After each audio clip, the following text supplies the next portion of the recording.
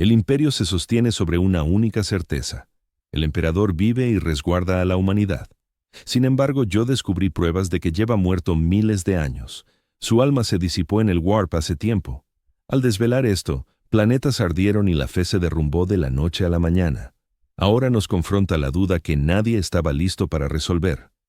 ¿Qué pasa cuando la humanidad se entera de que su Dios ha desaparecido? Estuve presente cuando la verdad destrozó al imperio, cuando la dorada falsedad que había alimentado a la humanidad durante 10 milenios se hizo añicos bajo el peso de una revelación irrefutable. Me llamo Inquisidor Odin Vale, del Ordo Hereticus, y soy el responsable de haber destruido la esperanza. No se me escapa la ironía de que dediqué mi vida entera a buscar la verdad. Perseguí a herejes que deformaban la doctrina imperial. Eliminé sectas que murmuraban sobre dioses falsos, incendié mundos para frenar la corrupción. Todo ello en obediencia a lo que consideraba la voluntad divina del Dios emperador de la humanidad. Y, aún así, fui yo quien demostró al final que no había ningún Dios velando por nosotros. Los primeros indicios surgieron en un interrogatorio psíquico rutinario a un navegante capturado de la casa Belisarius. La navegante, una mujer llamada Ahara, había sido sorprendida enviando mensajes codificados a una facción herética conocida que operaba en el segmentum solar. Durante el raspado mental, nuestro psíquico autorizado detectó interferencias inusuales, un esquema en el Warp que no provenía de la navegante, sino de Terra. Al principio, lo achaqué a un mecanismo de defensa, algún lazo psíquico tendido por una mente entrenada. Pero cuando 3 interrogatorios más mostraron el mismo esquema, supe que algo fallaba. Cada prisionero, sin importar su delito o procedencia, portaba la misma impronta psíquica al exponer sus mentes al escrutinio, un patrón que señalaba hacia la Santa Terra, hacia el trono dorado en persona. Recuerdo el pavor gélido que me invadió al barajar por primera vez las consecuencias. Me convencí de que era imposible, de que solo seguía fantasmas, de que esta pesquisa solo confirmaría mi propia paranoia. Qué equivocado estaba. Recluté una nave, un viejo crucero de la clase Dictator llamado Undaunted Truth. El nombre resultó profético de formas que jamás pude prever. Con un reducido grupo de acólitos de confianza, tracé ruta hacia Terra, invocando mi autoridad inquisitorial para saltarme las habituales listas de espera de un siglo para el acercamiento planetario. Ni siquiera para la Inquisición es sencillo llegar a Terra. Las defensas en torno a la cuna de la humanidad son las más imponentes de la galaxia. Capa tras capa de flotas de batalla, plataformas orbitales y barreras psíquicas. 3 días después de partir, mi acólito más fiel, Maritor Kane, se presentó en mis aposentos privados. Había servido a mi lado durante 22 años, un exoficial de los Arbeit, cuya noción de justicia había trascendido los estrictos límites de la ley imperial. Su rostro aparecía demacrado, el ojo aumentado que obtuvo tras nuestra misión en Phobos zumbando, mientras se adaptaba a la tenue iluminación de mi cámara. «Mi señor», murmuró, bajando la voz aunque estuviéramos solos, «tengo que indagar sobre el objeto de nuestra pesquisa». La tripulación murmura. Dicen que buscamos pruebas en contra del propio emperador. Lo observé con detenimiento. Kane nunca me había cuestionado antes, jamás pedido explicaciones más allá de lo esencial para sus tareas. Que lo hiciera ahora revelaba la tensión que se acumulaba en la nave. «Perseguimos la verdad, Kane», le respondí, nada más ni nada menos. «Es nuestro deber sagrado como siervos del trono». Su ojo natural se entrecerró, mientras el augmentado se mantenía inmóvil e inexpresivo. «¿Y si esa verdad resulta peligrosa?» «Toda verdad lo es», contesté. «Por eso debe controlarse, por eso existe la Inquisición». Pareció no conformarse con mi réplica, pero inclinó la cabeza y se retiró. Debería haber captado las señales de alerta, haber visto que incluso mis aliados más cercanos podrían vacilar si supieran de qué íbamos en realidad. Pero me devoraba la urgencia de averiguarlo, la espantosa sospecha que bullía en mi cabeza. Nos llevó 3 meses llegar al sistema Sol, y para entonces el patrón se había intensificado. Nuestra astropata Malia empezó a padecer hemorragias nasales y convulsiones al aproximarnos. Decía que era como escuchar un grito dilatado a lo largo de 10.000 años, que solo ahora empezaba a disiparse en el silencio. La encontré una noche en la pequeña capilla de la nave, no rezando como cabría esperar, sino sentada en quietud, contemplando el águila dorada fijada en la pared. Sus ojos pálidos, nublados por las alteraciones causadas al descubrir sus dones psíquicos, se volvieron hacia mí cuando entré. «No debería avanzar con esto, Inquisidor», soltó sin rodeos. Hay verdades que no están hechas para conocerse. Hay puertas que no deben abrirse. Eso no nos toca decidirlo, repliqué, acomodándome a su lado en el duro banco de madera. Si hay un fallo en el Astronomican, si algo anda mal con el faro psíquico del emperador, es nuestro deber desentrañarlo. Ella soltó una risa. Entonces, un sonido tan infrecuente en ella que me dejó helado. ¿Un defecto? ¿Es eso lo que piensas que estamos percibiendo? No, mi señor. No se trata de un fallo. Es una carencia. Un vacío en el lugar donde antes existía su esencia. Sus palabras me produjeron un escalofrío, pero seguí adelante. ¿Qué quieres decir, Malia? Volvió hacia mí esos ojos ciegos, y juro que sentí como si me escudriñara, como si me atravesara la mirada.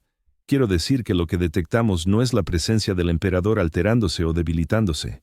Estamos captando el hueco donde su presencia solía estar, pero ahora ya no. Similar a una huella en la arena que el oleaje va borrando poco a poco. Aún en ese momento me aferraba a la fe.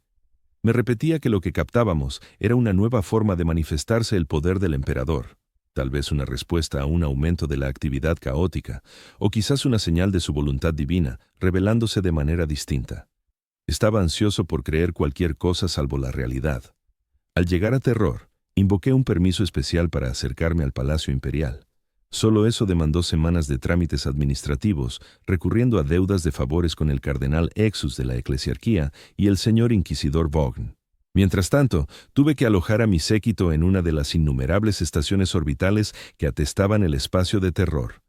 Esas estaciones eran urbes por derecho propio, albergando a millones de almas que nacerían y morirían sin pisar jamás el suelo sagrado del lugar de origen de la humanidad.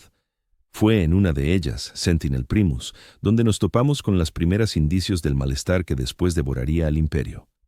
Un culto menor se había enraizado entre los operarios de mantenimiento de la estación, propagando la creencia herética de que la luz del emperador se extinguía, de que su fuerza menguaba y de que la humanidad debía prepararse para una era de tinieblas. En condiciones habituales, habría erradicado el culto sin dudarlo, solicitando a las fuerzas de seguridad de la estación que capturaran a los herejes para interrogarlos y ejecutarlos. Pero algo me detuvo. Sus creencias, aunque formuladas en el lenguaje supersticioso de los incultos, resonaban con demasiada precisión al patrón que habíamos identificado. Hablaban de sueños en los que veían el trono dorado vacío, de murmullos que oían en el aire reciclado de la estación, susurrándoles que su dios había desaparecido. Hice que trajeran ante mí a uno de los cabecillas del culto, una mujer llamada Sir, que antes había sido una administradora de nivel intermedio, antes de caer en la herejía. No mostró temor cuando mis acólitos la condujeron a mis aposentos, solo una aceptación serena y extraña. «Ya sabes que es cierto, inquisidor», dijo antes incluso de que yo empezara con las preguntas. «Por eso has venido a Terror. Por eso aún no has ordenado mi ejecución, ni la de mis hermanos y hermanas. Tú también lo percibes, esa falta en el sitio donde él solía estar. ¿Cuánto tiempo llevas difundiendo estas mentiras?», exigí, pasando por alto su evaluación inquietantemente precisa de mis intenciones. «No son mentiras», contestó con calma. «Y no he difundido nada. El saber nos llegó a cada uno por separado, en sueños y en instantes de silencio. Después nos encontramos, unidos por la revelación compartida». «¿Y en qué consiste exactamente esa revelación?», pregunté, con la mano apoyada en la empuñadura de mi espada de energía, preparado para acabar con ella ante el menor indicio de influencia demoníaca. Sus ojos se clavaron en los míos sin titubear. «En que el emperador, amado por todos, ya no se encuentra en el trono dorado, en que su espíritu ha partido, dejando solo su forma corpórea, en que la luz del Astronomican se sostiene no por su voluntad divina, sino por el sacrificio de miles de almas». Sus palabras constituían una herejía suprema, pero encajaban a la perfección con lo que nuestra pesquisa empezaba a insinuar. La mantuve detenida, pero no la ejecuté, con la idea de interrogarla más tras nuestra visita al palacio. Fue una elección que lamentaría después, cuando estallaron los disturbios. Al fin, nos autorizaron a instalar un puesto de escucha en una de las torres inferiores del Sanctum Imperialis, a 1 millas del trono dorado, pero más cerca de la forma física del emperador de lo que la mayoría de los siervos del imperio se aproximarían jamás.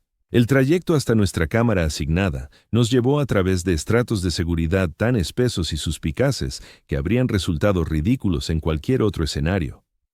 Escáneres retinales, pruebas genéticas, sondas psíquicas, interrogatorios bajo sueros de la verdad y revisiones por parte de sacerdotes del Mechanicum, cuyas prótesis mecánicas estaban calibradas para detectar cualquier tipo de engaño o corrupción.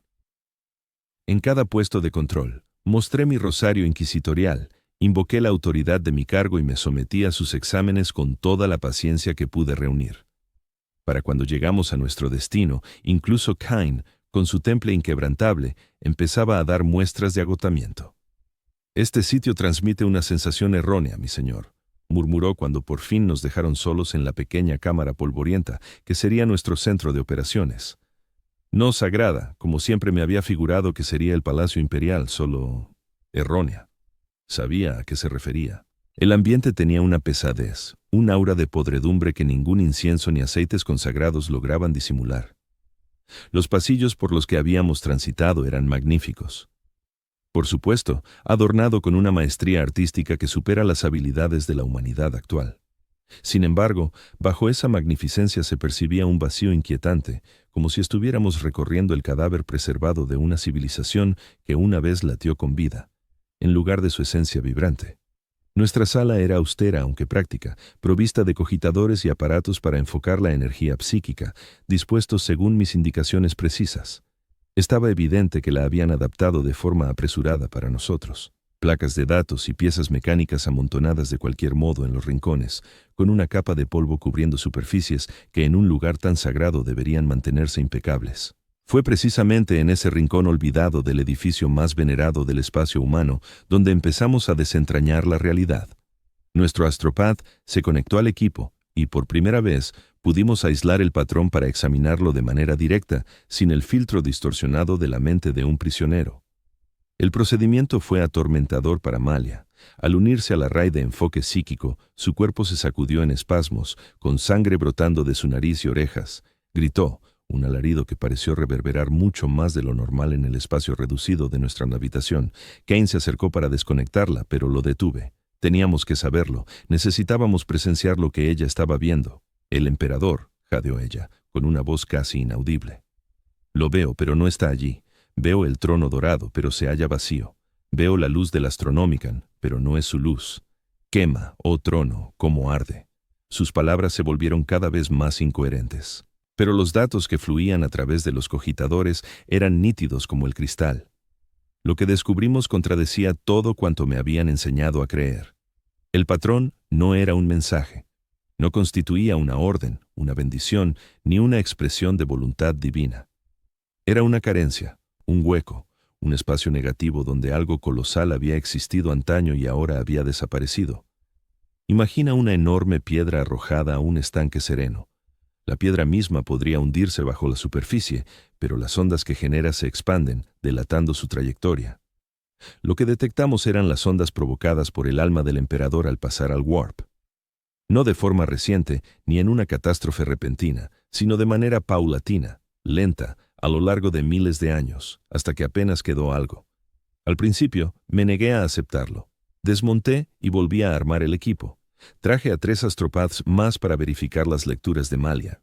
Gasté una fortuna en recursos y favores para conseguir acceso a estaciones de monitoreo antiguas que habían registrado la actividad psíquica alrededor del trono durante milenios. Los datos eran irrefutables.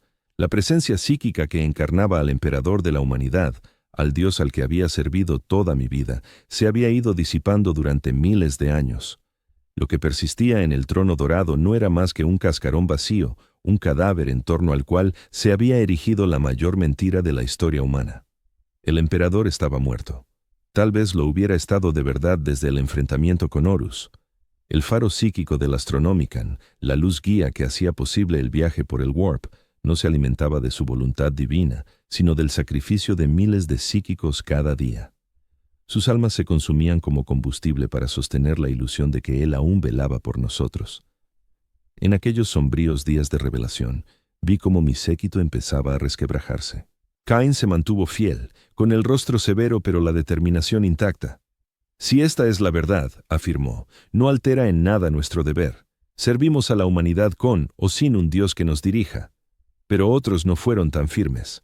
Mi segundo acólito, Don Breath, un ex erudito del Adeptus Mechanicus, que se unió a la Inquisición tras descubrir prácticas tecnológicas heréticas en su mundo forja, se acercó a mí con las manos temblorosas y los ojos desorbitados por el terror.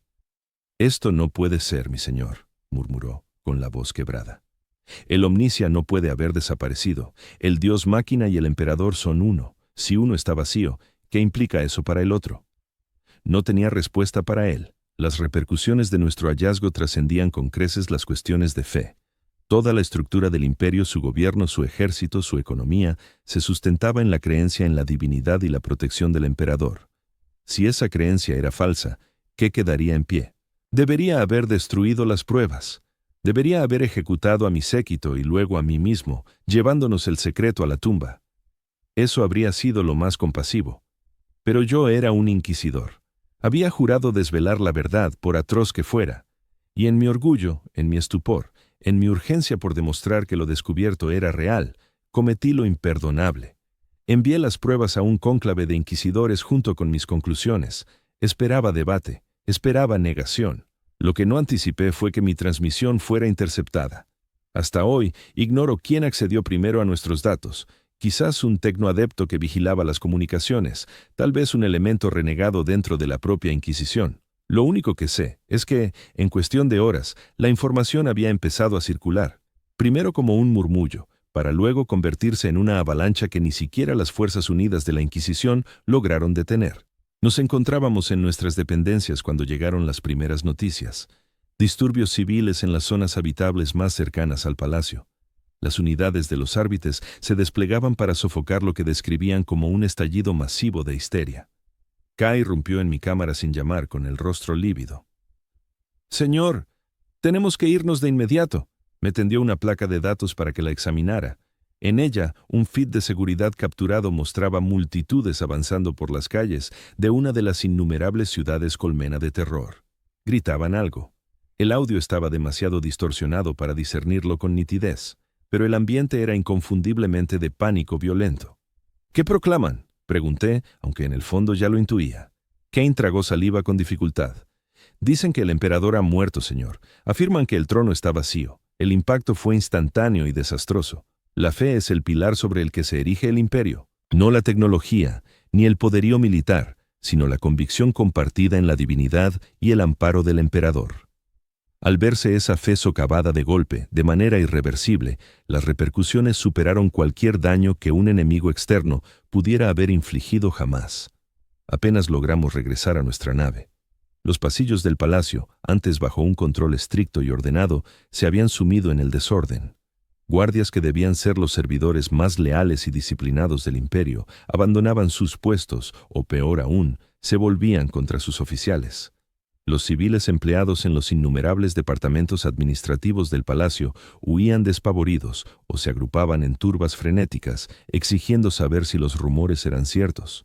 Vi a un cardenal de la eclesiarquía despedazado por sus propios guardaespaldas. Observé a sacerdotes del Mechanicum destrozando cogitadores sagrados con sus propios mechadendrites, arrancándose implantes como si de pronto no pudieran tolerar su unión con la carne. Contemplé escenas imposibles en el núcleo del imperio de la humanidad, en el epicentro de su fe y gobierno. Llegamos a nuestra nave solo para hallar a Amalia y a 2 astrópatas más muertos en la bahía del transbordador, con los cuerpos retorcidos en posturas que evocaban agonías finales. Sus rostros quedaban petrificados en máscaras de terror absoluto, con los capuchones psíquicos hechos añicos, como si hubieran intentado quitárselos en un arrebato de desesperación. «El retroceso», susurró Wrath, con el semblante ceniciento mientras inspeccionaba los cadáveres. El choque psíquico de millones de mentes asaltadas al unísono por la misma revelación atroz. Lo sintieron todo de golpe. Fue como si una bomba psíquica hubiera estallado en sus cerebros. Desde la órbita presencié cómo estallaban los primeros motines por toda terror. Los árbitres del Adeptus respondieron con su brutal eficacia que habitual, pero pronto se vieron desbordados. Cuando el eclesiarca trató de desmentir las pruebas tildándolas de herejía, sus palabras cayeron en saco roto. La raíz misma de su autoridad había resultado falsa. En cuestión de días, la revuelta se extendió a sistemas adyacentes. El Astronomicon empezó a parpadear, ya que los Seekers que lo sostenían, muchos reclutados de entre los fieles, perdieron la voluntad de inmolarse por lo que ahora sabían que era un cadáver. Los viajes por el Warp se tornaron cada vez más riesgosos, aislando sistemas entre sí en el peor momento, cuando más precisaban de cohesión. Desde nuestra posición en órbita alta, divisamos las oleadas de violencia propagándose por la superficie de terror como una plaga. Ciudades colmena enteras ardían, con las llamas visibles incluso desde el vacío.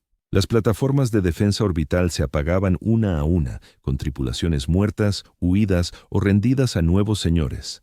Naves de la Armada Imperial rompían la formación, algunas acudiendo a salvaguardar buques civiles, otras dirigiendo sus armas contra antiguos aliados. Recibí una transmisión del señor Inquisidor Vaughn, su rostro demacrado y la voz ronca tras lo que parecían horas de gritos. «¿Qué has hecho, Vale? En nombre del emperador, ¿qué has hecho?» La ironía de su juramento no se me escapó. Descubrí la verdad, señor, como era mi obligación. Su risa sonó amarga y quebrada. Tu obligación. Tu deber era salvaguardar el imperio, no arrasarlo. ¿Tienes idea de lo que ocurre ahí abajo? Los custodes del Adeptus han clausurado el Sancta Sanctorum del palacio. Ejecutan a cualquiera que se acerque, incluso a altos cargos del Administratum. Los representantes del Adeptus Mechanicus en terror han proclamado muerto al Omnicia y anulado el tratado con Marte. La mitad de la red de defensa planetaria está inactiva y llegan informes de cultos del caos, brotando en cada ciudad colmena, atrayendo a millones de almas desesperadas que buscan cualquier deidad que responda a sus súplicas. No tenía réplica para él. ¿Qué podría decir para excusar el apocalipsis que había desatado sin querer? Si te queda algo de lealtad hacia la humanidad, Vale, emplea la influencia que aún ostentas para ayudar a contener esto. Encuentra un modo de refutar las pruebas. Afirma que fueron falsificadas. Di que fue una prueba de fe. Di lo que sea que pueda frenar el colapso llegó de manera inevitable. Sin embargo, ya era demasiado tarde. Las pruebas resultaban innegables y se habían propagado con una velocidad y alcance descontrolados. Las propias redes de comunicación del imperio, concebidas para difundir la voluntad del emperador y los edictos del Administratum a través de la galaxia, se convirtieron en los canales de su ruina. La Adeptus Mechanicus fue la primera gran institución imperial en resquebrajarse. Numerosos tecnoadeptos siempre habían considerado al emperador como el Omnicia, el dios máquina encarnado. Ante la evidencia de su ausencia, su creencia se desmoronó en un torbellino de desorden. Algunos insistieron en que el cadáver sobre el trono seguía siendo sagrado, una máquina impecable que había que salvaguardar a cualquier precio.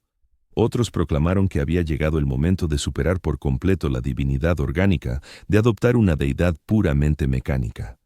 Conflictos estallaron en los mundos Forja, mientras estas facciones dirigían sus formidables armamentos unas contra otras. Al tercer día desde que la revelación empezó a extenderse, captamos una emisión procedente de Marte. Estaba gravemente deteriorada, con la señal interrumpiéndose de forma constante, pero pudimos observar que la superficie del planeta rojo ardía en llamas. Las inmensas forjas que habían fabricado las armas y naves del imperio durante milenios, ahora solo generaban instrumentos de su propia aniquilación. Un tecnoadepto surgió en la pantalla, con el rostro casi enteramente sustituido por implantes, aunque su ojo humano restante se abría de par en par en lo que podría interpretarse como éxtasis religioso o demencia absoluta. El Omnicia ha muerto, declaró, con una voz impregnada de armónicos mecánicos. La fusión de carne y máquina ha fracasado.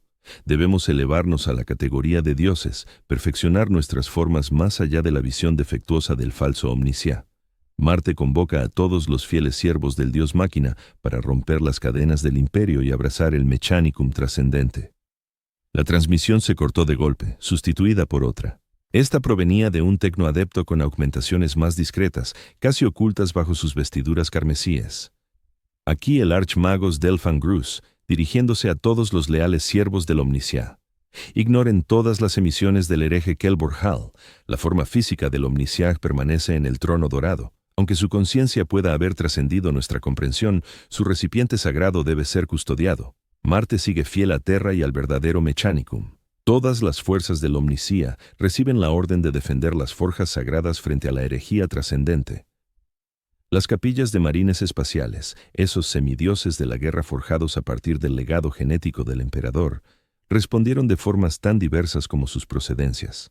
Algunas, como los puños imperiales y los ultramarines, reforzaron sus juramentos de fidelidad, afirmando que servían al propio imperio, no a la divinidad del emperador. Otras cayeron en la desesperación o la furia. Los ángeles sangrientos y sus sucesores experimentaron un arrebato masivo de la rabia negra. Miles de guerreros sucumbieron al recuerdo genético del tormento de su primarca.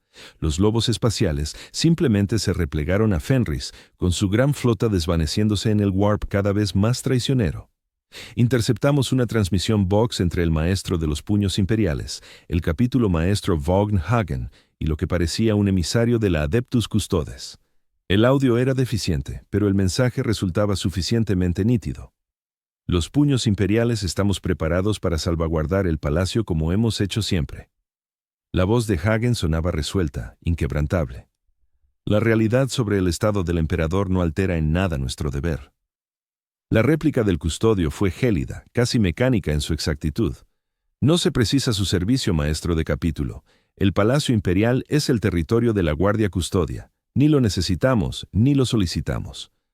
Con el debido respeto, capitán Escudo, la situación en Terra se agrava con rapidez. Los distritos exteriores del palacio ya sufren asaltos de alborotadores y lo que parecen fuerzas de cultos organizados. Mi capítulo está dispuesto a formar un perímetro defensivo que alivie la presión sobre sus tropas y les permita concentrarse en los santuarios internos. Hubo una larga pausa antes de que el custodio contestara. La forma física del emperador permanece en el trono dorado, maestro de capítulo. Mientras eso sea así, la guardia custodia cumplirá su deber ancestral de protegerlo. Si los puños imperiales desean demostrar su lealtad, mantendrán el orden en el imperio amplio y evitarán que esta plaga de dudas se extienda más. La transmisión concluyó, dejándonos especulando sobre lo que realmente ocurría en los círculos más íntimos del palacio imperial. ¿Aún creían los custodes en la divinidad del emperador o simplemente acataban al pie de la letra su mandato antiguo de velar por su forma corpórea, independientemente de si su espíritu persistía? Lo más arrasador fue la respuesta entre la Guardia Imperial y la Armada. Regimientos enteros y grupos de batalla proclamaron su autonomía, jurando lealtad a sus propios mundos o comandantes en lugar del trono vacío en Terra. Otros se volcaron hacia nuevas creencias, ya fueran los poderes ruinosos del caos o deidades locales largamente reprimidas por la doctrina imperial. Recibimos informes de regimientos de la Guardia volviéndose unos contra otros, de grupos de batalla navales enzarzados en combates entre naves. La estructura de mando de las fuerzas militares del imperio, siempre frágil a lo largo de tales distancias inmensas, se derrumbó por completo casi de inmediato. Sin el símbolo unificador del emperador, sin la autoridad absoluta del terror, los comandantes locales quedaron libres para interpretar su deber a su antojo, y muchos optaron por apoderarse del control para sí mismos. Un reporte especialmente alarmante llegó de la puerta de Cadia, donde las fuerzas imperiales encargadas de contener la marea del caos proveniente del ojo del terror se dividieron de repente en su contra misma. El general Muri Sodón, al mando del 8º Regimiento de Cadia, proclamó a sus tropas leales al imperio de la humanidad, no al cadáver en el terror. En respuesta, el señor castellano Erzaca Ecre ordenó su ejecución por herejía. El conflicto resultante debilitó las defensas de Cadia justo en el instante en que las fuerzas del caos, percibiendo la disrupción en el imperio, iniciaron nuevas ofensivas. Yo lo observé todo desde la cubierta de observación de la verdad indómita, mientras flotábamos en órbita alta. El capitán de la nave, un hombre severo llamado Host, que había servido a la Inquisición durante 40 años, me consultó sobre cuál debería ser nuestro rumbo. No tenía respuesta para él. ¿Qué se hace tras cometer sin querer el acto de herejía más grande imaginable? ¿A dónde se va cuando el centro del universo resulta ser un vacío? La tripulación plantea dudas, mi señor, dijo Host, con un tono meticulosamente neutral. Desean saber si es cierto, si el emperador ha desaparecido de verdad. Miré hacia el terror, contemplando cómo destellos de fuego de armas iluminaban el lado nocturno del planeta. ¿Qué querría que les dijera, capitán? ¿Una mentira reconfortante o la verdad demoledora? Lo meditó durante un largo rato. He servido al imperio toda mi vida, mi señor. Nunca he dudado de sus enseñanzas ni de su organización, pero siempre he creído que lo que servía en última instancia era la humanidad misma. Si el emperador ya no está, la humanidad persiste. Aún requiere protección, tal vez ahora más que nunca. Sus palabras resonaron profundamente en mí. Sí, el emperador podría haber desaparecido, pero la humanidad resistía. Y si el imperio, tal como lo conocíamos, no podía sobrevivir a esta revelación, quizás algo nuevo surgiera de sus cenizas. Algo más sincero, más fuerte, Durante días, presencié las convulsiones agonizantes del terror, la cuna de la humanidad hundiéndose en la locura y la guerra civil. Plataformas orbitales dirigieron sus armas unas contra otras. Los grandes astilleros espaciales ardían.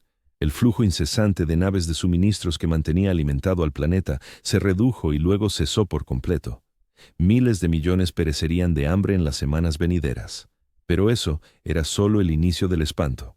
El Warp en sí parecía reaccionar al trauma psicológico colectivo de billones de mentes humanas enfrentadas de pronto a la muerte de su Dios. Las comunicaciones astropáticas se volvieron cada vez más distorsionadas, repletas de susurros y gritos ajenos al mensaje pretendido. Empezaron a surgir relatos de manifestaciones demoníacas, no solo en los lugares habituales en los márgenes del control imperial, sino en el núcleo de mundos presuntamente seguros. Al quinto día, perdimos contacto con varios sistemas clave cercanos a Terror. Los relés astropáticos simplemente callaron, como si los mundos hubieran dejado de existir. Los arreglos de largo alcance captaron picos masivos de energía compatibles con fallos en escudos del vacío y descargas de armas a escala planetaria. Al sexto día, avistamos una flota de naves aproximándose a Terror desde el sistema exterior. No eran buques imperiales. Sus siluetas no coincidían con nada en nuestras bases de datos de reconocimiento. Al acercarse más, nuestros operadores informaron lecturas de energía consistentes con tecnología Xenos, específicamente de origen Aeldari. No mostraron movimientos hostiles, solo ocuparon posiciones en órbita alta, observando el caos que se desplegaba en Terror, igual que nosotros. Pensé en intentar contactarlos, pero lo descarté. ¿Qué podría decirles para explicar lo que ocurría? ¿Cómo justificar ante una raza alienígena que la humanidad había erigido toda su civilización sobre una falsedad? Y ahora esa falsedad había salido a la luz. Fue al séptimo día tras mi transmisión cuando tomé mi decisión. No había forma de revertir lo hecho. La verdad vagaba libre por la galaxia ahora, propagándose más rápido que cualquier plaga. Pero tal vez quedara algo que rescatar de las ruinas de la fe. Si el emperador no era un dios, ¿entonces qué era? ¿Cuál era el poder que había mantenido el Astronomican durante 10 milenios, por debilitado que se hubiera vuelto? Quedaban respuestas por descubrir, y en ellas podría residir alguna esperanza para la supervivencia de la humanidad. Le indiqué a Capitán Host nuestro destino: Marte. Si alguien poseía registros de lo que el emperador realmente era, de la tecnología que creó y sostuvo el trono dorado, serían los Adeptus Mechanicus. Y en el tumulto de su guerra civil doctrinal, sus archivos podrían estar accesibles como nunca antes. Nuestra navegante, una mula navegante llamada Elana, cuya familia había servido a la Inquisición durante generaciones, mostró un gesto de inquietud cuando le comuniqué nuestro rumbo.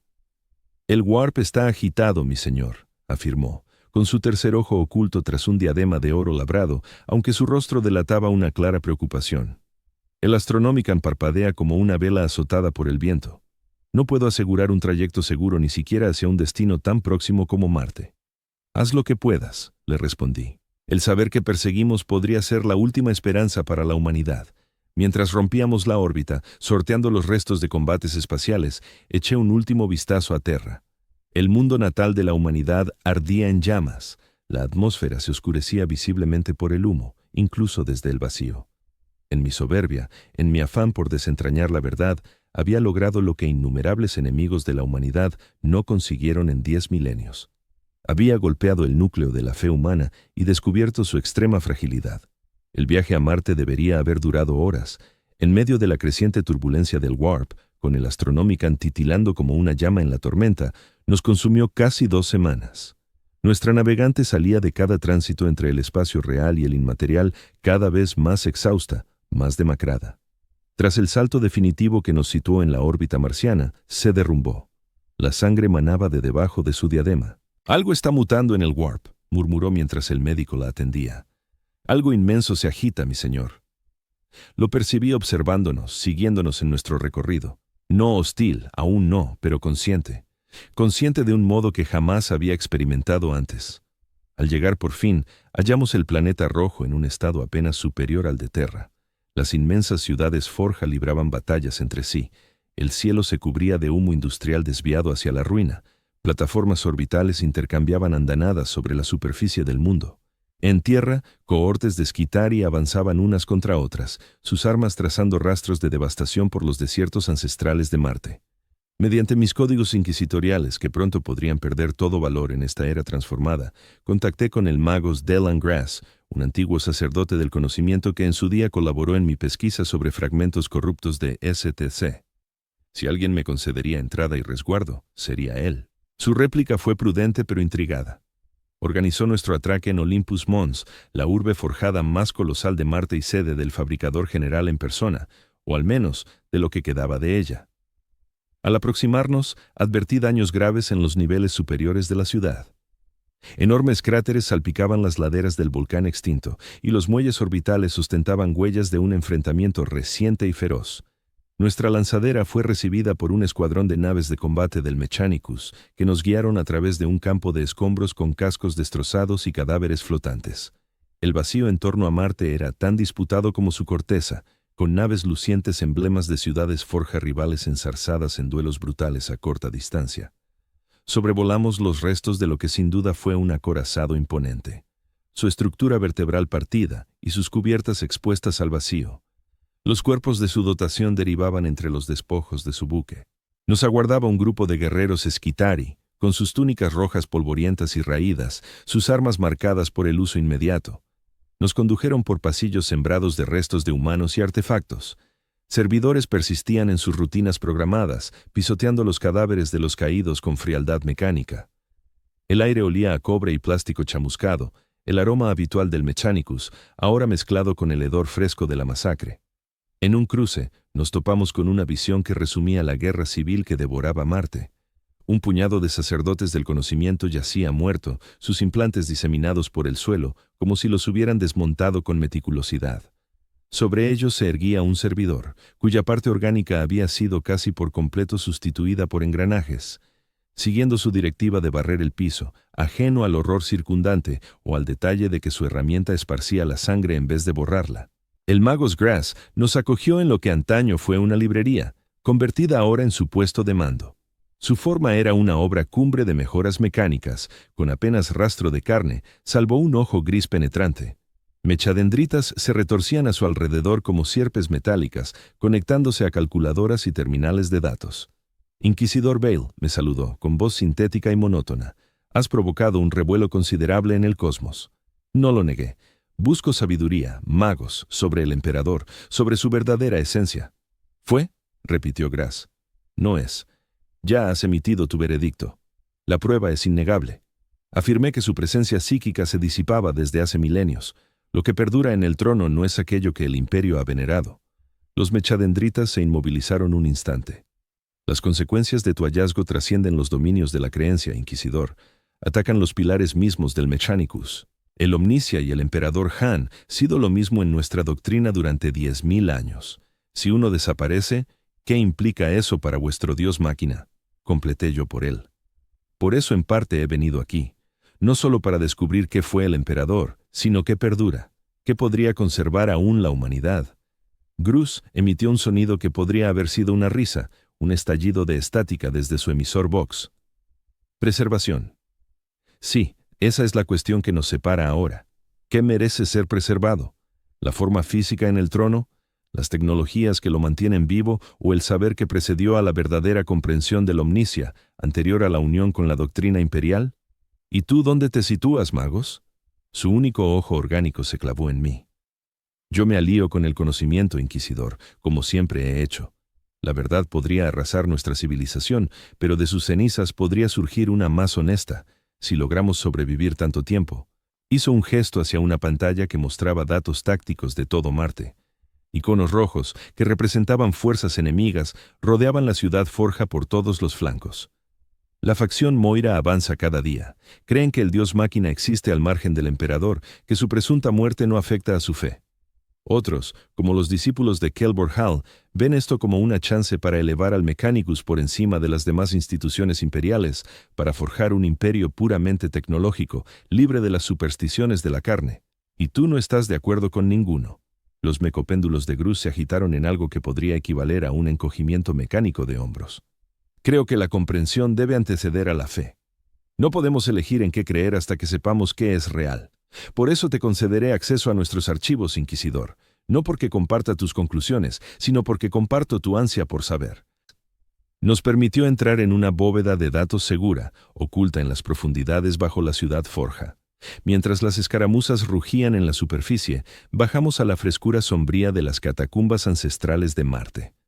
La bóveda albergaba archivos que se remontaban a la edad oscura de la tecnología, guardados en formatos tan antiguos que el Mechanicus había tenido que conservar las máquinas para leerlos en vez de migrar los datos a sistemas modernos. El trayecto hasta la bóveda nos llevó a través de estratos de seguridad que habrían sido inexpugnables en tiempos normales. Pero la guerra civil había desviado a muchos defensores, y la autoridad de Grus, aunque mermada, bastaba aún para abrirnos paso. Bajamos en un ascensor vetusto, cuyo mecanismo chirriaba y se quejaba al arrastrarnos más hondo en la corteza del planeta rojo. Estos archivos son anteriores a la herejía, explicó Grus mientras descendíamos, algunos incluso previos a la Gran Cruzada. Guardan saberes juzgados demasiado peligrosos o sagrados para el acceso general, incluso en las cúpulas del Mechanicus. ¿Y tú tienes acceso a ellos?, pregunté. Tengo acceso a los protocolos de entrada, repuso él. Si los sistemas reconocerán aún mi autoridad tras los sucesos recientes, eso está por ver. El ascensor se detuvo al fin, y salimos a una inmensa sala repleta de dispositivos de almacenamiento de datos de toda forma, y era imaginable. Algunos se identificaban como matrices cristalinas o arrays solíticos. Otros eran construcciones extrañas, de aspecto alienígena, que latían con su propia energía interna. El ambiente era gélido, regulado al grado exacto para custodiar la antigua tecnología. «Esto es el Librarium Omnis», dijo Grus, con voz apagada a pesar de su voz. «La Biblioteca Universal. Aquí el Mechanicus ha resguardado conocimientos demasiado preciados para perderlos, pero demasiado riesgosos para emplearlos. Fragmentos de STC, análisis Xenotech, crónicas de la edad oscura de la tecnología y documentos sobre los primeros trabajos del emperador con lo que luego sería el trono dorado». Mi acólito Wrath soltó un leve jadeo ante la visión. Como ex sacerdote del Mechanicus, comprendía mejor que nadie el tesoro que teníamos delante. Magos, esto es más que invaluable. El saber acumulado aquí podría propiciar avances al imperio por milenios, o arruinar lo poco que queda de él, replicó Grus. El conocimiento no es bueno por naturaleza, adepto Wrath. Es un instrumento, y como tal, su utilidad depende de cómo se maneje. Durante 3 días y 3 noches rebuscamos en los archivos, asistidos por servitors con algoritmos de búsqueda especializados. La información estaba fragmentada, deteriorada por el paso del tiempo y por censuras intencionadas. Pero poco a poco fuimos reconstruyendo el puzzle de la realidad. Lo que hallamos allí, urdido a partir de retazos de historia antigua y especificaciones técnicas, era a la vez más prosaico y más asombroso que el mito del dios emperador. El ser que llegó a conocerse como el emperador era efectivamente antiquísimo, quizá el humano más longevo que jamás haya existido. Nacido en el remoto pasado de Terra Antigua, era lo que se podría denominar un perpetuo, virtualmente inmortal, con un cuerpo capaz de regenerarse de cualquier lesión. Pero más trascendente era su poder psíquico, sin parangón en la historia humana. Un fragmento, una entrada de diario personal fechada en los postreros de la era de la disputa, ofreció una visión fugaz de la mente del ser que llegaría a ser el emperador. He caminado entre la humanidad durante milenios, orientando cuando ha sido posible, contemplando cuando ha sido necesario. He presenciado el auge y la caída de civilizaciones, he observado el nacimiento de religiones y su corrupción inexorable. He visto cómo la creencia moldea la realidad, cómo la fe puede enaltecer y devastar a partes iguales. El momento de las orientaciones sutiles ha terminado, el warp se ha vuelto más inestable, más maligno. El legado de los antiguos ha supurado hasta convertirse en algo horroroso. Si la humanidad quiere perdurar, debe unirse bajo un solo objetivo, una sola perspectiva. No la fe, sino la lógica. No la superstición, sino el conocimiento. El proyecto bajo el palacio ha de culminar. La red de caminos humanos nos liberará de la sujeción al viaje por el warp, nos protegerá de las acechanzas del Inmaterium. Este es mi obsequio a la humanidad, el sendero genuino hacia nuestra elevación. El trono dorado en sí se reveló como un artefacto de complejidad asombrosa, concebido no como un medio para la divinidad, sino como una solución extrema, un sistema de soporte vital, un amplificador psíquico y un sello para el proyecto de la red de caminos humanos que el emperador había estado edificando bajo el palacio imperial. Cuando Horus le infligió una herida mortal, el trono se convirtió en su cárcel, manteniendo su forma física con vida, mientras su esencia psíquica iniciaba un paulatino proceso de disolución. Los esquemas técnicos del trono mostraban un dispositivo mucho más intrincado de lo que siquiera los mecánicos habían comprendido. No era solo un sistema de soporte vital o un amplificador psíquico. Era un conducto, un puente entre el espacio real y el warp, ideado para canalizar y concentrar energía psíquica a una escala antes considerada inalcanzable. Pero también era una jaula, un mecanismo de contención destinado a impedir que algo accediera o saliera del Inmaterium.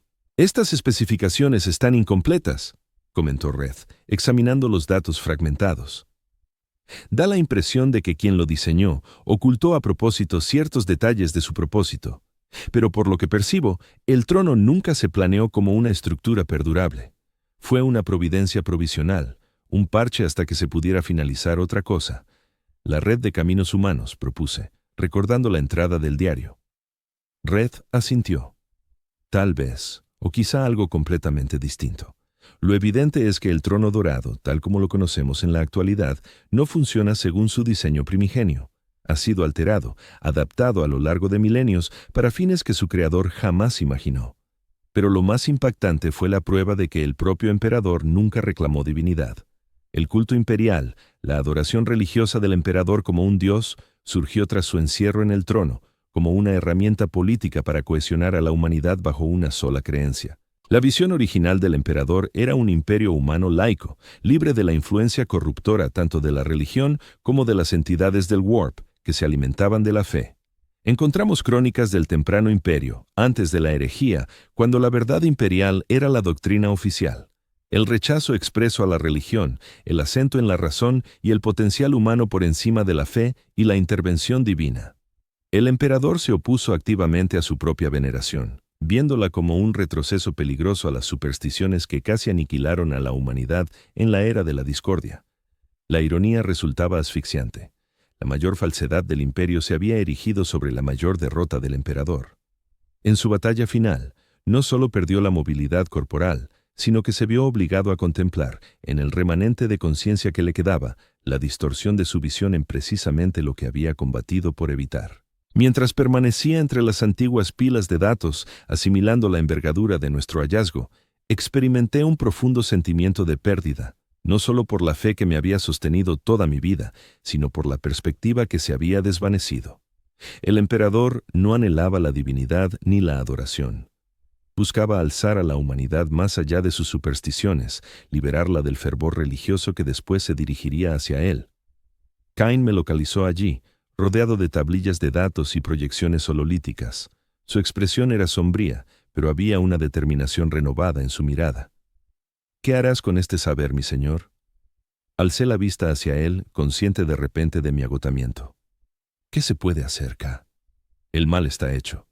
El imperio se desgarra por dentro. Sumir este conocimiento a lo ya desvelado solo agravaría las grietas. Tal vez», replicó, «o quizás brinde un camino renovado». El emperador pretendía emancipar a la humanidad de la religión, enaltecerla mediante la razón y el entendimiento. Esa idea se perdió cuando lo confinaron en el trono dorado, cuando la verdad imperial fue suplantada por el culto imperial. Pero no tiene por qué seguir extraviada. Reflexioné sobre sus palabras. ¿Podría rescatarse la visión primigenia del emperador de las cenizas del imperio? ¿Podría la humanidad reconstruirse en torno a los pilares de la razón y el progreso laico en vez de la fe y el dogmatismo? Parecía una empresa inalcanzable, sobre todo ahora que la galaxia ardía en llamas y las fuerzas del caos sin duda aprovechaban la desorientación reinante. Al cuarto día, nuestra investigación se vio interrumpida por el estruendo de la batalla que se aproximaba. El Magus Gruz nos contactó a través del Vox, su mensaje entrecortado por interferencias. «Inquisidora Vale, deben partir de inmediato. La ciudad Forja ha caído en manos de la facción Moira. Pretenden aniquilar todos los documentos relacionados con la divinidad del emperador. Su estancia aquí solo acelerará su ataque a los archivos». Protesté, ya que apenas habíamos empezado a captar las verdaderas repercusiones de lo que habíamos hallado. Pero Gruz se mostró inflexible. «Lleven los datos que hayan reunido. He dispuesto una nave para su huida. El saber debe perdurar, aunque nosotros no lo hagamos. La urgencia en su tono era inconfundible. Recopilamos a toda prisa los registros disponibles, transfiriéndolos a cristales de datos portátiles. Mi séquito se había mermado hasta quedar solo con Malia la astrópata, 2 acólitos de confianza y un servitor de combate listos para la evacuación. Mientras regresábamos por los catacumbas, oíamos cómo el fragor de la lucha se intensificaba, con el silbido agudo de las armas de fósforo y el retumbo grave de explosivos más tradicionales. El ascensor que nos había bajado a los archivos ya no operaba, su energía cortada en medio del asalto a la ciudad forja. Tuvimos que subir por las escaleras de emergencia integradas en el pozo. Un ascenso de casi 1 kilómetro en la oscuridad, solo iluminada por el tenue resplandor de las luces de nuestro equipo. A mitad del camino, percibimos cómo la cabina del ascensor se desprendía de sus anclajes en lo alto, precipitándose por el hueco hacia nosotros. Nos aplastamos contra la pared, sintiendo el vendaval de aire mientras la enorme caja de metal pasaba rugiendo a nuestro lado y se estrellaba en las profundidades con un estruendo que hizo vibrar toda la estructura. «Están destruyendo los archivos», murmuró Red, con la voz ahogada por el pavor. «Prefieren sepultar el conocimiento antes que permitir que contradiga sus creencias». Salimos a un pandemonium absoluto. Los niveles superiores de la ciudad forja ardían en llamas. Esquitares combatían entre pilas de datos en llamas y monumentos derrumbados al dios máquina. El aire estaba cargado de humo y hedía a carne chamuscada y metal recalentado. Los servitores proseguían con sus tareas programadas en medio de la ruina, ajenos al hecho de que la civilización a la que servían se devoraba a sí misma. Corrimos hacia las plataformas de aterrizaje, cobijándonos en lo posible. 2 veces nos vimos obligados a enzarzarnos en pelea. Mis acólitos demostraron su valía al abatir a sacerdotes del Mechanicum, renegados con disparos precisos de Volter. El servitor de combate actuaba con precisión mecánica. Sus armas integradas ciegaban a los hostiles con una ferocidad implacable. La nave que Gruz había prometido aguardaba allí, un transporte del Mechanicum modesto pero ágil. Sus motores ya se preparaban para el despegue. Mientras cruzábamos a la carrera la plataforma, expuestos al fuego enemigo, vi cómo Malia tropezaba. Me volví hacia ella, solo para presenciar con espanto cómo un proyectil de fósforo la impactaba de lleno en el pecho. Estalló en llamas blancas e intensas, su cuerpo devorado en instantes por el fuego químico insaciable. El cristal de datos que portaba, con una tercera parte de nuestros valiosos descubrimientos, se fundió hasta convertirse en escoria en el incendio. «Mi señor, tenemos que irnos ya», gritó K, sujetándome del brazo y arrastrándome hacia la nave lista. Me resistí un instante, clavando la vista en el lugar donde Malia había estado. Luego la lógica se impuso y corrí con él hacia la salvación. No había tiempo para el duelo. El resto logramos subir a la nave y despegamos en cuestión de segundos, con el servitor piloto realizando maniobras evasivas mientras el fuego antiaéreo nos perseguía en el ascenso. Por la ventanilla, contemplé cómo la ciudad forja se consumía en llamas bajo nosotros. Siglos de sabiduría y avances tecnológicos reducidos a cenizas. Al atravesar la tenue atmósfera de Marte e ingresar en el vacío del espacio, me permití un breve instante de aflicción por Malia. Había estado a mi lado durante 15 años. Sus dotes psíquicas y lealtad inquebrantable la convertían en una de mis acólitas más preciadas. Ahora había perecido, otra víctima en el derrumbe de la verdad imperial. El vacío en torno a Marte era un campo de batalla. Naves de ciudades forja rivales se enzarzaban en tiroteos a quemarropa. Zigzagueamos por el caos, aprovechando el tamaño reducido y la velocidad de nuestra pequeña nave como únicas defensas ante los colosos mejor armados que nos superaban. El servitor piloto, diseñado para extracciones de emergencia como esta, cumplió su rol a la perfección, escudándonos tras las refriegas mayores para nuestra fuga. Una vez lejos del peligro inminente, surgió un nuevo dilema. ¿Hacia dónde dirigirnos? Terra ardía en llamas. Marte se hundía en una guerra civil, y las noticias del sistema indicaban que revueltas similares estallaban en todos los mundos imperiales. El Astronomicon parpadeaba de forma irregular, volviendo los viajes por la disformidad cada vez más riesgosos. Aun si pudiéramos sortearlos sin novedad, ¿qué refugio hallaría el hombre que había hecho añicos los pilares del imperio? Pero no podíamos detenernos en las pérdidas. Necesitábamos un rumbo, un lugar para digerir lo aprendido y reflexionar sobre sus consecuencias. O el futuro de la humanidad. Pensé en estaciones de investigación remotas, mundos santuario aislados, incluso en el espacio Xenos, donde el tumulto del imperio tal vez aún no hubiera llegado. Al final, opté por el único lugar que podría conservar un atisbo de orden. Un sitio cuyos moradores siempre habían priorizado la verdad por encima del consuelo.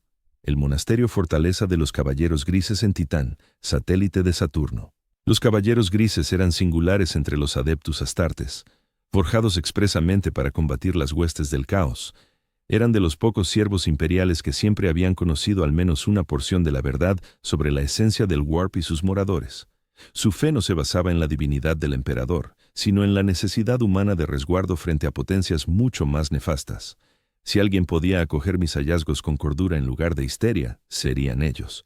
Si alguien podía discernir qué hacer ante esta revelación devastadora, serían los psíquicos guerreros que habían mirado al abismo del caos sin doblegarse. Nuestra navegante, aún debilitada por el esfuerzo de nuestro trayecto a Marte, mostró escepticismo cuando le anuncié nuestro rumbo. El Warp se agita con mayor violencia a cada instante, mi señor, advirtió. Sin el faro del Astronomican para orientarnos, hasta un viaje dentro del mismo sistema rebosa de riesgos. No tenemos alternativa, le respondí. El saber que transportamos es demasiado vital para perderlo. Podría ser la última esperanza que le quede a la humanidad. El periplo hasta Titán estuvo plagado de peligros. Las tormentas Warp en torno a Terra se recrudecían conforme la fe se desmoronaba y el terror se apoderaba de todo. Sin el influjo estabilizador del Astronomican, que ahora se extinguía por completo al cesar los sacrificios psíquicos, la navegación resultaba casi inalcanzable. Nuestra nave del Mechanicus tan solo contaba con una capacidad Warp limitada, pensada para saltos breves en un sistema, no para travesías interplanetarias. Nos vimos obligados a realizar una sucesión de brincos cortos y pérfidos. Cada uno nos acercaba más a Saturno, pero también nos exponía a la aniquilación en el Imaterium cada vez más convulso. En uno de esos saltos perdimos el rastro de uno de mis acólitos, Jerick, que se hallaba en un compartimento distinto cuando el campo Geller titubeó. Al regresar al espacio real, lo único que quedaba de él era una mancha de materia orgánica en las paredes y un hedor persistente a ozono. La navegante salía de cada tránsito más demacrada, más exhausta. «Hay algo en el Warp», murmuró tras nuestro tercer salto. «Algo inmenso y dorado. No distingo si nos persigue o nos conduce, pero está consciente. Consciente de un modo que ningún depredador Warp ha mostrado jamás». Sus palabras me helaron la sangre. ¿Acaso la mente del emperador, aunque ya no anclada a su forma corpórea en el trono dorado, no se había disipado del todo? ¿Podía un residuo de su esencia perdurar en el Imaterium, contemplando cómo su imperio se derrumbaba? Cuando por fin avistamos Titán, nuestra nave apenas operaba, con el casco perforado en varios puntos y remendado con parches de emergencia. La tripulación superviviente se reducía a mí, mi último acólito, Kell, y el servitor de combate. Sus partes orgánicas empezaban a pudrirse a pesar de los conservantes integrados en su estructura. Titán se erguía ante nosotros, un orbe gris envuelto en las tempestades de los anillos de Saturno. Envié mis códigos inquisitoriales, temiendo en parte que los rechazaran, que los caballeros grises hubieran concluido que la propia Inquisición estaba contaminada por la divulgación del verdadero estado del emperador. Para mi asombro, obtuvimos permiso instantáneo para aproximarnos al monasterio Fortaleza, junto con las coordenadas de una bahía de aterrizaje segura. Mientras descendíamos, vislumbré por primera vez el monasterio en sí, una edificación colosal de adamantium oscuro y mármol que brotaba de la superficie yerma de Titán. Emplazamientos de cañones antiaéreos siguieron nuestra trayectoria, pero no dispararon. Cráneos servitors revolotearon en torno a nuestra nave maltrecha al posarnos, escudriñando amenazas o impurezas. Nos recibió un grupo de caballeros grises, cuya armadura terminadora los hacía parecer tanques andantes más que humanos. Sus placas plateadas grabadas con textos sagrados y sellos contra el caos, sus armas zumbando con energía reprimida. A pesar de su aspecto imponente, nos obsequiaron con una cortesía protocolar, guiándonos desde la bahía hasta una sala blindada en las profundidades del monasterio. Los pasillos que recorrimos estaban jalonados de trofeos de innumerables contiendas contra las legiones del caos. Armas Daemon selladas en campos de éxtasis, su energía maligna contenida, pero aún tangible. Estandartes arrebatados a legiones traidoras, sus emblemas heréticos deliberadamente mutilados. cabezas cercenadas de entidades demasiado atroces para nombrar, conservadas en vitrinas transparentes con fluidos burbujeantes. A lo largo de nuestro avance hacia el corazón de la fortaleza, me impresionó el orden absoluto que reinaba. Nada del pánico o el desbarajuste que había atenazado Terra y Marte. Los caballeros grises se desplazaban con determinación y rigor, sus rostros serenos bajo los yelmos, o severos pero ecuánimes cuando sin ellos sus rostros se veían claramente. Era como si la revelación que había destrozado al vasto imperio no les hubiera afectado en absoluto. Allí me presentaron ante el gran maestre Baldar Oricon, el jefe del capítulo de los caballeros grises. Me recibió en una sala austeramente amueblada, con las paredes cubiertas de volúmenes de saberes prohibidos y trofeos de antiguos triunfos contra las fuerzas corruptoras. A diferencia de muchos maestros de capítulo, no lucía una armadura ornamentada de artesano, sino la misma placa Terminator plateada que sus hermanos de batalla, aunque la suya destacaba por una capa encapuchada roja que realzaba sus rasgos severos. Inquisidor Vale, me saludó, con una voz profunda y vibrante. Tu hallazgo ha llegado incluso hasta este lugar. Me quedé sorprendido. Lo sabéis, hemos seguido en contacto con ciertos sectores de la Inquisición. Sí. Y disponemos de nuestros propios métodos para detectar alteraciones en la disformidad. La onda de choque psíquica del colapso de la fe ha sido percibida por cada hermano de batalla con sensibilidad psíquica. Hizo un gesto hacia una silla frente a él. Siéntate. Has recorrido un largo camino y con enorme peligro. Me acomodé de golpe, consciente de la fatiga que se había instalado en mis huesos. Entonces comprendéis las consecuencias de lo que descubrí. Tal vez mejor de lo que tú mismo lo haces. Oricon afirmó que la divinidad del emperador, o su ausencia, nunca ha sido el pilar de la misión de nuestro capítulo. Fuimos fundados para enfrentar a las fuerzas corruptoras, los auténticos dioses que ansían la aniquilación de la humanidad. Esa obligación perdura inalterada, sin importar la verdadera esencia del emperador. Sus palabras me dejaron atónito. Aquí, en el núcleo de una de las unidades más reservadas y selectas del imperio, un líder parecía completamente imperturbable ante la noticia que había derrocado regímenes e iniciado guerras civiles por toda la galaxia. ¿No veneráis al emperador como a un dios?, inquirí. La expresión de Oricon se mantuvo impasible. Lo reverenciamos como el fundador de nuestro capítulo, como el psíquico supremo que la humanidad ha engendrado jamás y como el ente cuyo sacrificio ha contenido a las hordas del caos durante 10 milenios. Pero adoración, no. Siempre hemos conocido demasiado sobre la disformidad y sus habitantes para confundir a cualquier entidad, por poderosa que sea, con una deidad genuina. Pero el imperio se desgarra a sí mismo, repliqué. Sin la creencia unificadora en la protección divina del emperador, sin el Astronomicon para orientar nuestras naves, la civilización humana se derrumbará. La expresión de Oricon siguió impasible. Quizás, o tal vez surja algo inédito de las cenizas, algo más veraz, más fuerte. Se levantó y se acercó a un ojo de buey que daba al paisaje desolado de Titán. Lo que me inquieta de verdad no es la desaparición de un dios ilusorio, sino el posible ascenso de los verdaderos. Con la fe en el emperador desmoronándose, los humanos buscarán nuevos ídolos de devoción. Las fuerzas corruptoras esperan ansiosas para acogerlos. Un escalofrío me recorrió al oírlo. En mi obsesión por los efectos inmediatos de mi descubrimiento, apenas había considerado las repercusiones a largo plazo para el espíritu de la humanidad. Si el emperador había contenido al caos mediante la fe colectiva de la humanidad, ¿qué ocurriría ahora que esa fe estaba hecha añicos? Ya tenemos informes de un alza en la actividad de cultos del caos en diversos sectores, prosiguió Oricon. Mundos estables durante milenios experimentan de pronto conversiones masivas al culto de los dioses oscuros. Las barreras entre el espacio real y la disformidad se debilitan. Las invasiones demoníacas se multiplican, más intensas, más letales.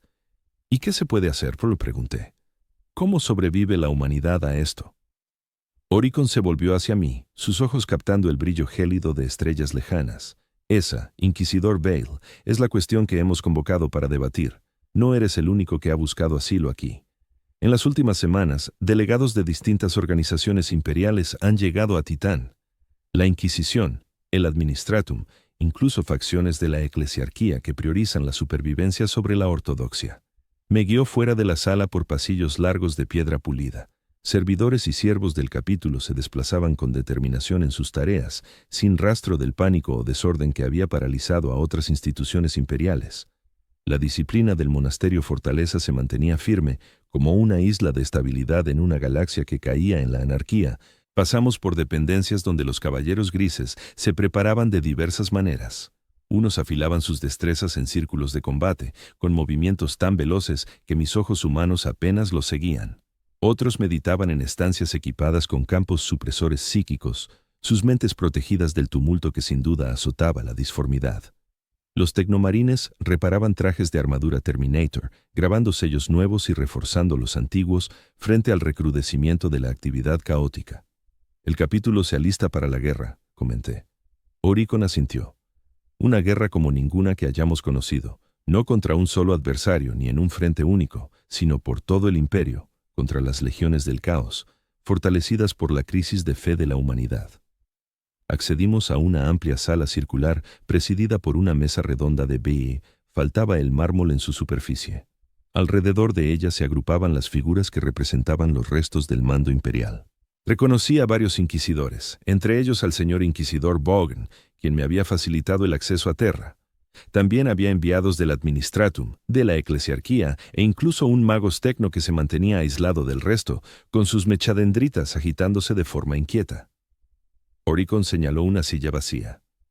«Únete a nosotros, inquisidora Vale. Te has ganado un puesto en esta mesa, para bien o para mal».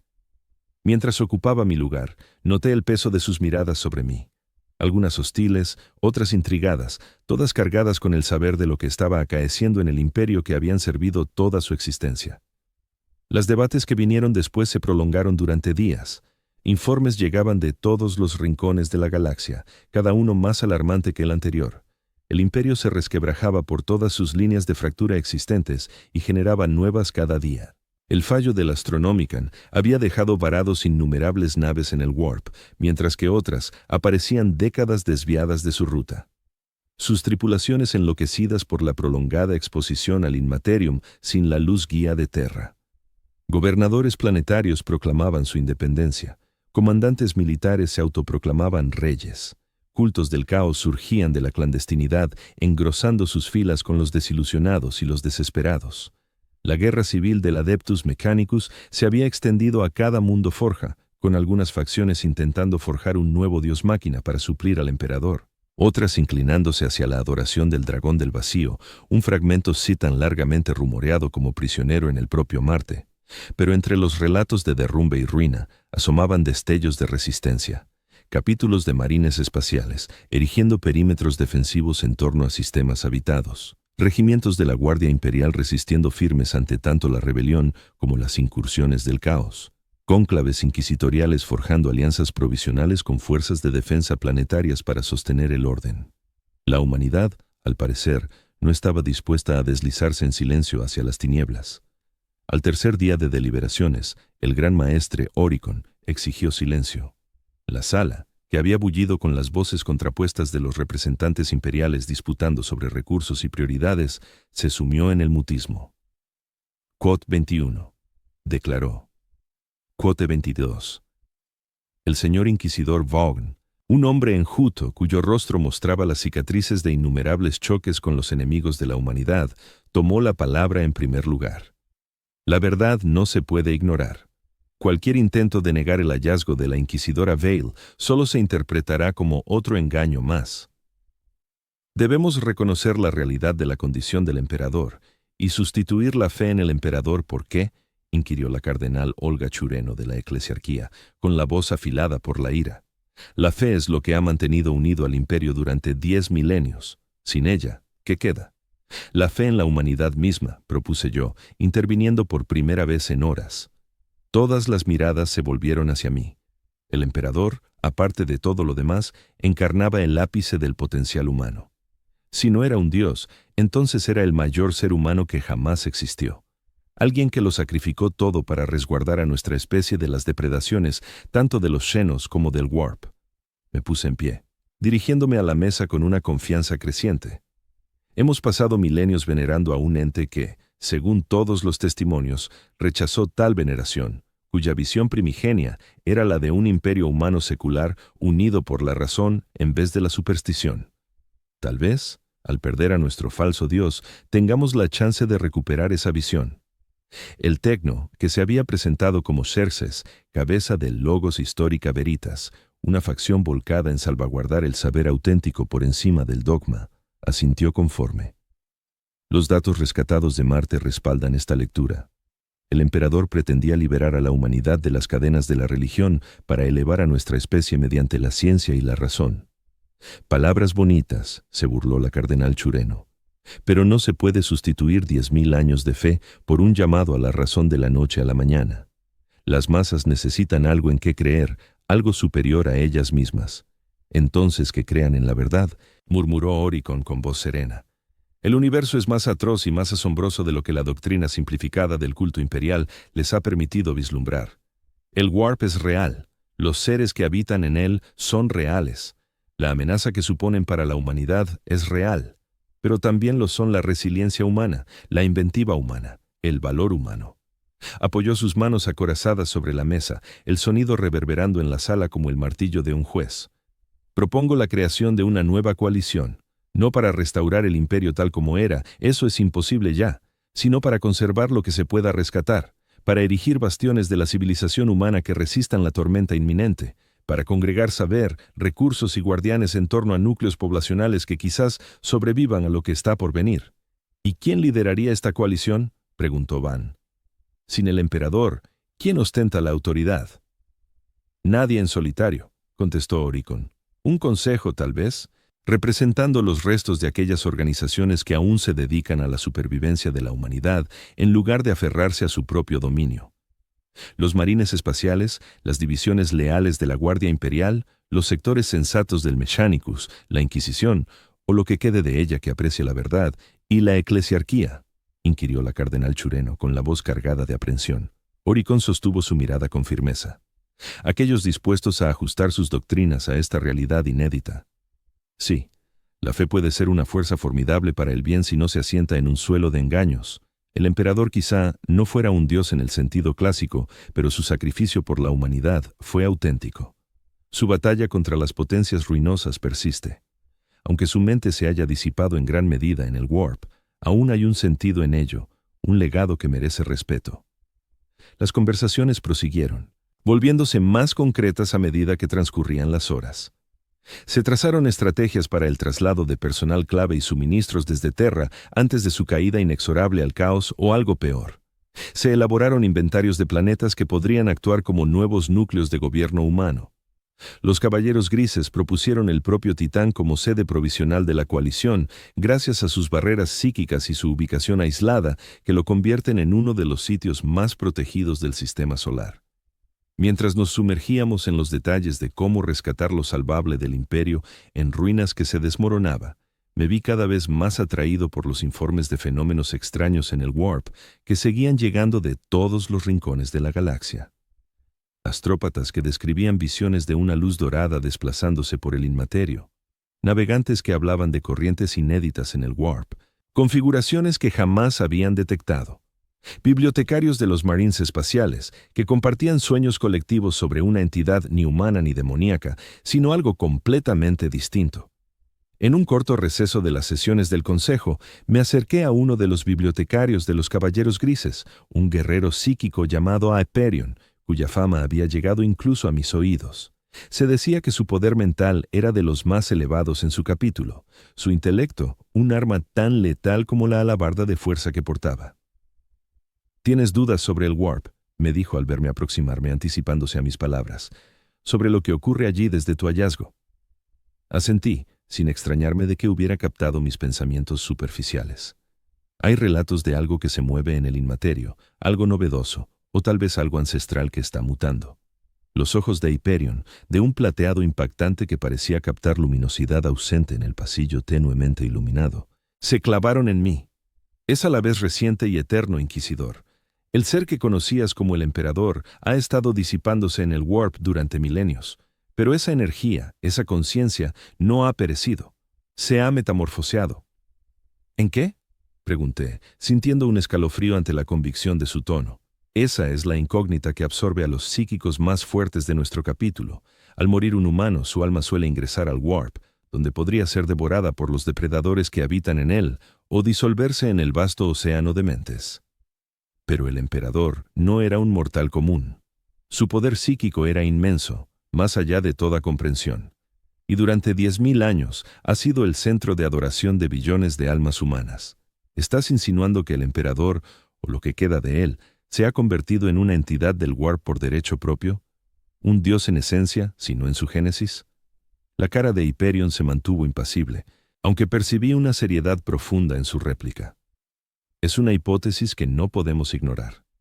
El Warp se moldea mediante la conciencia, sobre todo la colectiva de especies psíquicamente receptivas como la humanidad. El emperador pudo rechazar la divinidad en vida, pero en la muerte, o en el estado que trasciende lo que llamamos vida, la creencia unánime de la humanidad podría haberlo elevado a algo que, por falta de un término preciso, denominaríamos divino. Cuando el consejo se reunió de nuevo, me quedé rumiando las palabras de Hyperion. ¿Acaso el emperador, que tanto combatió el culto a los dioses, se había transformado en uno gracias precisamente a la devoción religiosa que tanto detestaba? Y si era así, ¿qué implicaciones tenía eso para el porvenir de la humanidad? Al disolverse la asamblea por ese día, me hallé junto al gran maestre Oricón ante el visor, contemplando los anillos de Saturno reluciendo en la negrura. ¿Crees que esto puede funcionar?, le consulté. Esta coalición, ¿puede la humanidad perdurar sin el imperio? El imperio no es la humanidad, respondió él. Solo es la estructura política actual de nuestra especie. La humanidad existió antes del imperio y podría perdurar después, en formas distintas, bajo leyes y tradiciones renovadas tal vez. Pero nuestra especie ha superado desastres peores que este. La era de la disputa, murmuré, recordando la antigua edad oscura que antecedió a la unificación de Terra por el emperador. Sí, y salimos de esa tiniebla, ¿no es así? No indemnes, no sin heridas, pero sobrevivimos, nos adaptamos.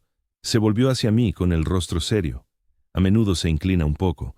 Has soportado una carga abrumadora, inquisidora Velo. El peso de la verdad no se lleva con facilidad. Solté una risa amarga. He arruinado el imperio. Billones podrían perecer por lo que descubrí, por lo que desvelé. No, replicó Oricón con determinación. No has destruido el imperio. Solo has revelado la podredumbre que lo devoraba por dentro desde hace milenios. Una civilización erigida sobre un engaño no puede perdurar eternamente. Es preferible que colapse ahora, cuando aún se pueda rescatar algo, que prosiga hasta que solo quede el engaño mismo. Sus palabras brindaban escaso consuelo, pero me infundían algo que no había experimentado desde mi hallazgo en Terra. Un sentido de misión. Si realmente había sido el catalizador del derrumbe imperial, tal vez pudiera erigirme también en artífice de lo que surgiera después. No redención. No existía redención posible para las vidas ya cegadas y las que se perderían en la inminente anarquía, pero sí una forma de expiación. En las jornadas posteriores, me sumergí por completo en las labores del Consejo. Mi pericia sobre bastiones inquisitoriales y depósitos ocultos de artefactos tecnológicos resultó crucial para trazar planes de salvaguarda de recursos esenciales. Mis vínculos con los sectores más sensatos del Administratum facilitaron la detección de planetas propensos a acoger las propuestas de la coalición. Una noche, mientras laboraba hasta tarde en la modesta sala que me habían destinado, me visitó un caballero gris desconocido para mí. Vestía sin armadura, solo una túnica sencilla y su cráneo rapado por completo. El capuchón psíquico lo delataba como bibliotecario, aunque su jerarquía escapaba a mi juicio. Inquisidora Velo, me saludó, su tono inusitadamente suave para un guerrero de élite del emperador. Soy el epistolario. Me han encomendado transmitirte algo que podría aportarte un ápice de alivio. El consuelo escasea en estos tiempos. Epistolario, respondí, indicándole con un gesto que tomara asiento. Pero acepto con agrado lo que puedas brindar. Él se mantuvo erguido, en pose ceremoniosa. He vigilado el Warp desde que la condición del emperador se divulgó a los 4 vientos. La onda de choque psíquica del colapso de la fe ha generado agitaciones en el inmaterial sin parangón en nuestros anales. Pero en medio de esa vorágine se avistan configuraciones, corrientes inéditas, estructuras emergentes, parecidas a lo que nuestra navegante describió en nuestro trayecto hasta aquí, comenté, recordando su mención a una presencia inmensa y dorada surcando el Warp. Talos asintió. Precisamente. Así, lo que tu navegante intuyó, yo y mis pares lo hemos examinado de cerca.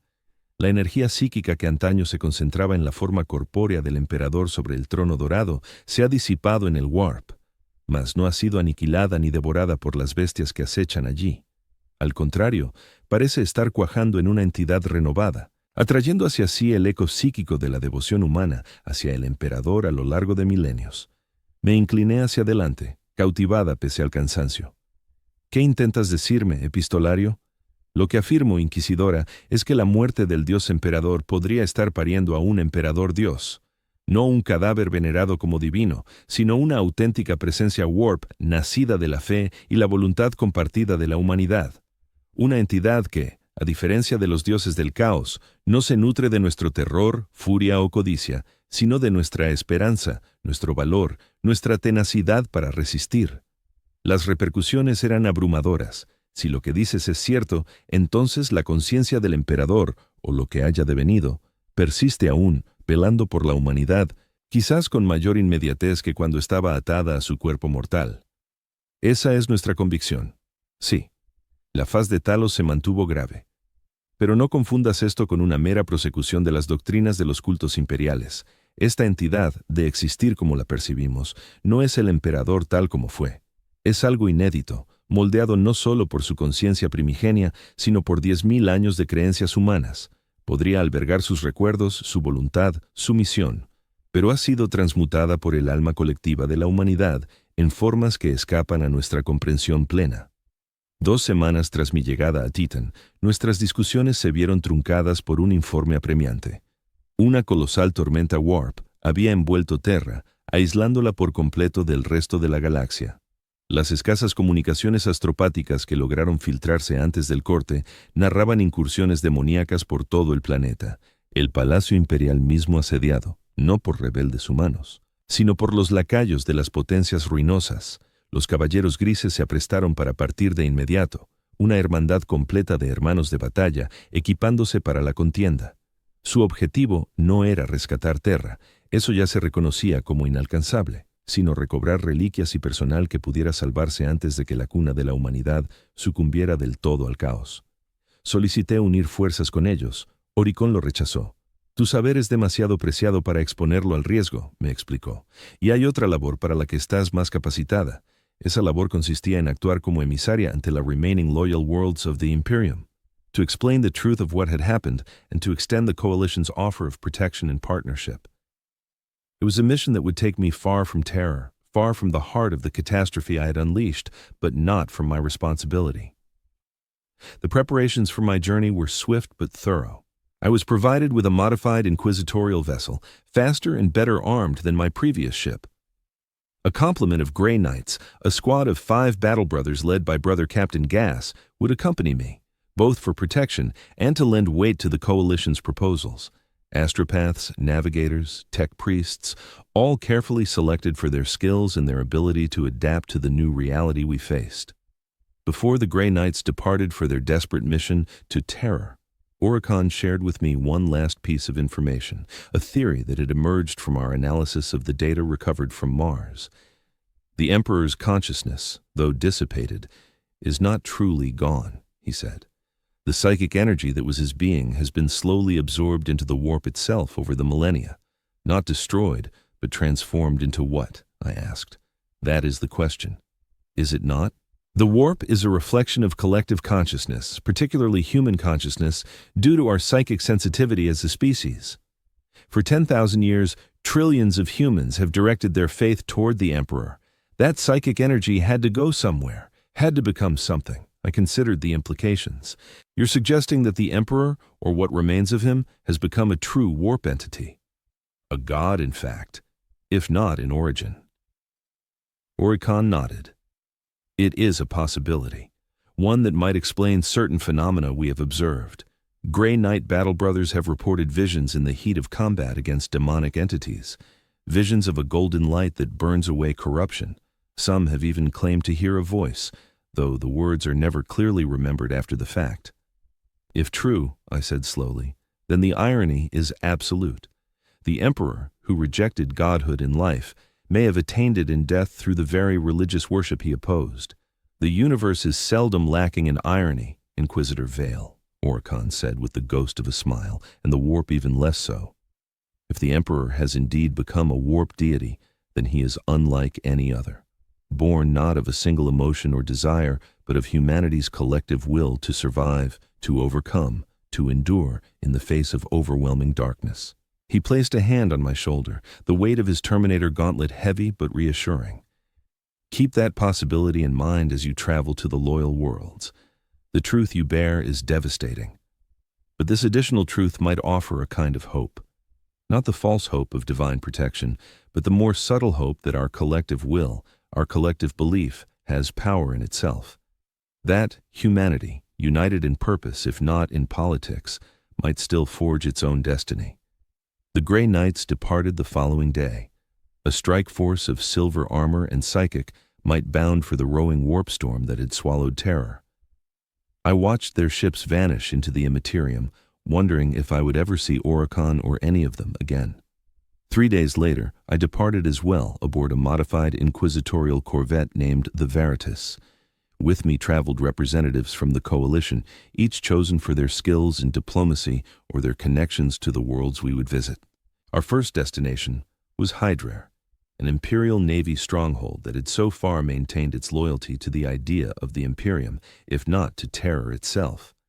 As our ship entered the warp, I stood in the observation bay, watching the swirling madness of the Immaterium engulf us. Without the Astronomicon, navigation was treacherous, but our navigator, a woman named Alindra from House Belisarius, the same house as the navigator whose interrogation had first set me on this path, assured us she could guide us safely.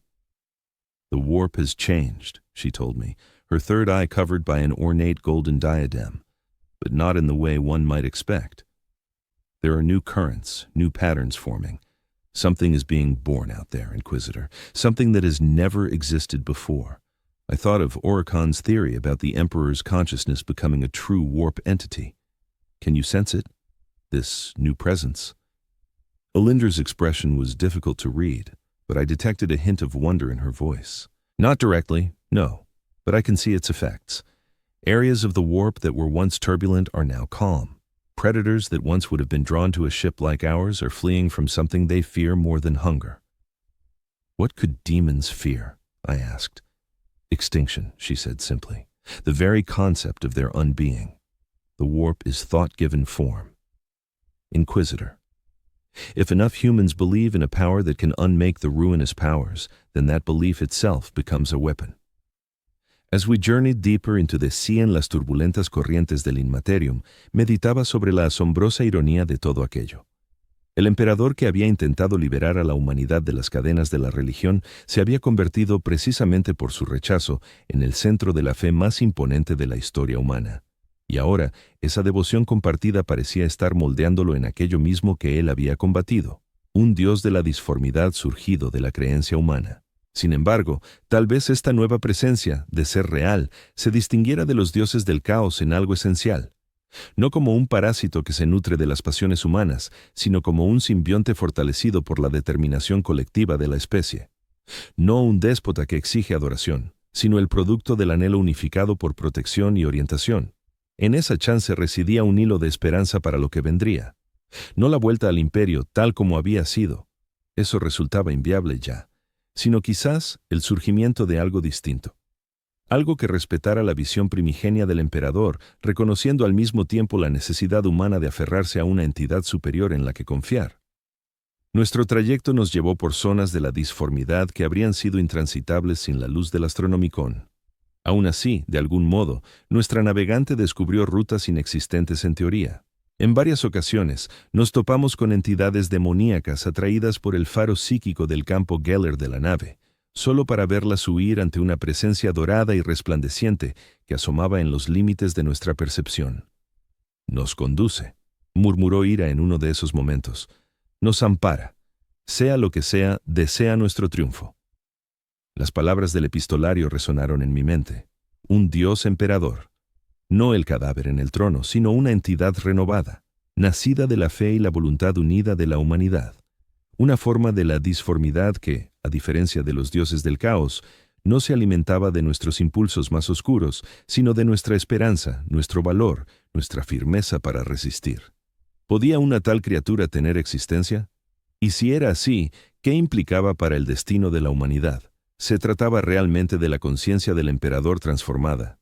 ¿O era algo por completo ajeno que solo adoptaba su semblante porque así imaginaba la humanidad a su Redentor? Mientras el Veritas nos acercaba al primero de los mundos que decidirían el porvenir humano, me sorprendí pronunciando algo que no hacía en décadas.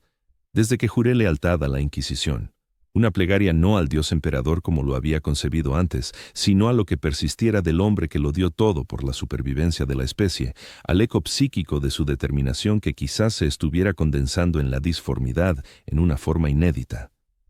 Guíanos, susurré hacia el caos giratorio más allá del campo Geller. No como nuestro Señor, sino como nuestra obra.